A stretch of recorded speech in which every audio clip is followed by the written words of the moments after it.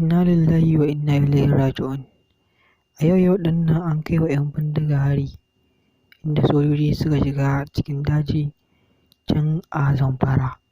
Suka kai wa 'yan bindiga hari inda suka samu nasarar kashe 'yan bindiga guda 10, inda aka kashe wani soja guda ɗaya.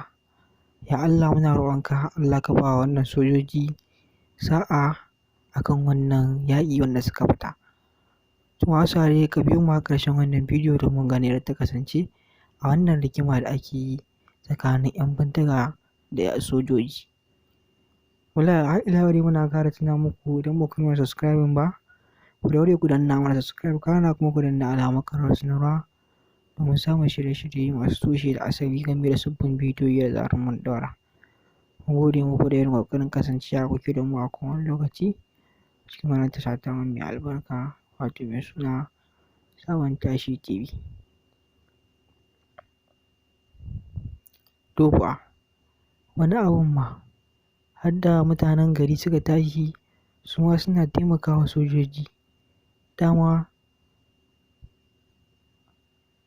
Alhaji Matawalle watakan gwamnan Zamfara ya ce 'yan Zamfara su tashi su ɗauki makami domin kare kansu daga 'yan bindiga.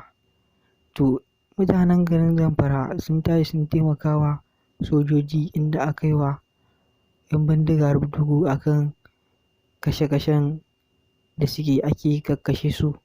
Shi ne dalilin da ya sa aka ƙara samun ƙarfin gwiwa a kan wannan faɗa.